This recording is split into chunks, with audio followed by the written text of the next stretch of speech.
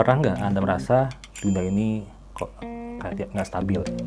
Baik geopolitik, baik harga-harga pada naik, hidup susah, Anda tidak sendirian. Jadi memang dunia ini sedang mengalami era VUCA, VUCA, atau bahasa Inggrisnya volatility, uncertainty, complexity, dan ambiguity. Bisa Anda bayangkan bahwa geopolitik itu sedang memanas, sedang tidak stabil, dan tidak menentu.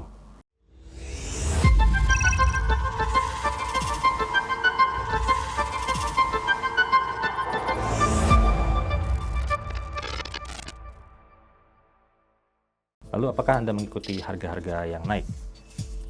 Harga emas naik, bahkan harga perak juga naik. Harga perak loh, kita nggak pernah tahu. Bayangkan perak itu awalnya kita anggap angin lalu lah. Kalau emas oke lah, emas itu mungkin ya memang aset safe haven ya, komoditas safe haven. Kalau ada geopolitik yang tidak menentu, orang-orang pada lari ke emas. Tapi perak, pernah kepikiran nggak oleh kalian? Bicara tentang perak, sebenarnya para beberapa pakar sudah memprediksi harga perak itu akan naik ya. Jadi di awal tahun 2025 itu pernah dengar nggak kalian Robert T. Kiyosaki, penerbit buku Rich Dad Poor Dad. Jadi dia tuh sudah memprediksi mungkin dari tahun 2023 ya, beberapa tahun sebelumnya, bahwa harga perak ini mungkin masih stabil, stagnan dibandingkan harga emas. Begitu pula dengan si Warren Buffett. Kalian kenal nggak Warren Buffett? Ini adalah investor yang terkenal di Amerika. Dia sudah memprediksi di tahun 2023 ya. Jadi analisisnya itu dibuat berdasarkan data ya, bahwa produksi perak itu hanya segitu saja, sedangkan permintaan perak itu semakin melambung. Nah, makanya dari data itu dia sudah dapat memprediksi bahwa lama-kelamaan harga perak tentu akan meningkat karena hukum permintaan pasar. Mana produksinya sedikit, tapi permintaan tinggi, otomatis harga akan naik. Dan dia bilang bahwa permintaan perak itu bisa 150 juta ons lebih banyak dari yang bisa diproduksi setiap tahunnya. Nah, coba kalian lihat dari data historikal ya, berikut ini. Kalau kalian lihat di data ini, perbandingan antara emas dan perak, ya, jadi misalnya emas naik, itu biasanya perak juga akan ikut naik. Kalau kita lihat di tahun 1980, ya, itu emas naik diikuti oleh perak. Kemudian turun, dan di tahun 2011, harga perak naik, emas juga naik. Nah, jika dari kita tahu data ini, data historikal ini, nah kita tentu sudah kalau pas harga emas naik, kita sudah bisa mengantisipasi bahwa kemungkinan besar perak juga akan naik, karena dari historikal data itu kita bisa melihat bahwa pergerakan kedua komoditas ini sering beriringan, sering bersamaan. Nah, cuman di antara kesamaan itu ya, sama-sama aset safe haven, kalau geopolitik tidak jelas, itu investor kan pada beli komoditas ya, baik emas maupun perak. Tapi ada perbedaan yang sangat signifikan nih. Kalau perak itu ternyata tidak hanya aset safe haven, tapi dia juga dibutuhkan oleh industri. Artinya kalau industri sedang bergerak naik nih, sedang berkembang, maka mereka banyak membutuhkan perak. Contohnya tahun 2025 ini ya. Tahun 2025 perak itu sudah naik sebanyak 145 sampai 170%. Lalu dibandingkan emas itu hanya naiknya 65 sampai 68% ya. Tapi coba bayangkan, peningkatan ini jauh melampaui dari investasi di deposito manapun. Deposito paling 6%, 7% ya.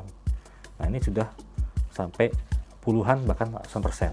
Kita balik lagi, kenapa sih perak kok dibutuhkan ya atau meningkat? Jadi perak itu dibutuhkan oleh industri.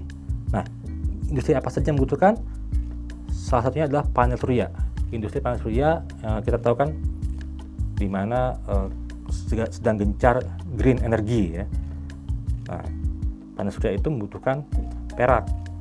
Begitu pula dengan kendaraan listrik, itu membutuhkan perak lebih banyak daripada kendaraan biasa.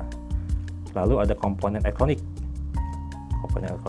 dan data center, termasuk AI. AI itu kan membutuhkan suatu komponen elektronik yang besar ya. Meskipun dalam komponen elektronik itu kelihatan kecil ya, kayak semikonduktor ya, tapi kalau dijumlahkan, diakumulasi itu jumlahnya akan banyak, dan AI itu kan semakin banyak dibutuhkan oleh manusia. Nah, masalahnya nih, pasokan perak itu tidak bisa serta-merta digali atau ditambah istilahnya, gitu saja. Jadi perak itu sebenarnya adalah hasil sampingan dari galian bahan tambang lainnya seperti emas, tembaga, dan seng. Jadi kalau gali emas itu nanti produk sampingannya adalah perak. Begitu pula kalau gali ada seng atau tembaga ya.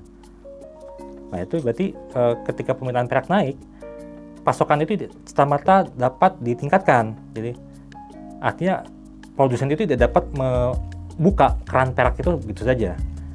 Nah itulah yang membuat perak itu bisa menjadi langka ya. Bahkan kemarin kalau nggak salah kita ada berita Cina itu sempat membatasi ekspor perak ya. Nah itu bisa meningkatkan harga perak juga. Dan kemarin juga di Galeri Antam atau di tempat-tempat bahkan di online juga kita lihat kesulitan ya, pada banyak kesulitan untuk membeli perak karena stoknya udah habis nih. Jadi mungkin belum, kalau kita mendengar stok emas habis mungkin sudah biasa ya. Nah ini stok perak habis gitu. Nah itu suatu hal yang sudah luar biasa gitu. Dan harga-harga memang harga perak sudah melambung tinggi. Jadi kuncinya adalah kalau kita beli di bawah sebelum harga itu dimulai ya. Nah itu sangat bagus ya. Mungkin bisa komen siapa yang kemarin sempat beli sebelum perak melambung. Nah jadi pertanyaan mungkin banyak nanya ini. Pertanyaan pentingnya adalah, jadi kedepannya perak ini harganya masih akan naik, stagnan atau malah turun nih? Gue pada nanya gitu ya. Nah sebelum saya ke situ ya, mungkin saya menekankan pentingnya data untuk mengambil suatu keputusan. Contohnya seperti perak tadi ya, kalau kita tahu data historikalnya bahwa harga perak itu akan mengikuti harga emas, dan perak itu produksinya ya tidak dapat ditambah, ya mungkin investor akan membeli perak ketika harga masih di bawah ya. Nah kalau kalian mau butuh data nih, misalnya untuk keputusan bisnis, untuk tugas akhir atau skripsi, tesis gitu, bisa dilihat di indonesiadata.id. Jadi di situ ada berbagai data dari berbagai sumber. Bisa juga kok kalau mau tanya-tanya ke admin, mau misalnya data apa, butuh data apapun itu ya, tinggal ditanyakan ke admin. Oke, kembali ke perak nih. Jadi gimana nih ke depannya? Tapi di disclaimer dulu. Jadi ini bukan ajakan jual atau beli ya. Tapi dari hasil riset ya, desk research istilahnya, desk research kami, sebenarnya banyak analis yang memprediksi harga perak. Cuman kami hanya mengambil berapa saja di antaranya. Salah satunya dari Robert T. Kiyosaki, yang tadi penulis buku Rich Dad Poor Dad. Dia memprediksi bahwa harga perak akan turun dulu, baru kemudian nanti akan naik kembali. Jadi ada analis dari Bank of America ini, dia memprediksi harga perak akan naik mengikuti rasio dari harga emas berdasarkan data historikal. Mengaca dari tahun 2011 ya, kalau rasio 32 kali, maka harga perak tuh akan ke 135 US dollar. Di mana saat video ini dibuat mungkin sekitar 70-80 US dollar ya. Tapi kalau rasionya seperti tahun 1980 ya, di mana rasio emas dan perak itu 14 kali, maka harga perak itu akan ke 309 dolar. Nah ini berdasarkan data historikal.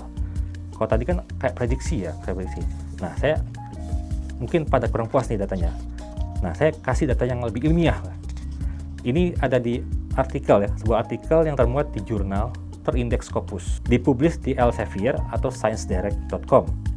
Ini kalau di dunia akademis itu berarti jurnal kelas dunia lah, bukan jurnal kaleng-kaleng.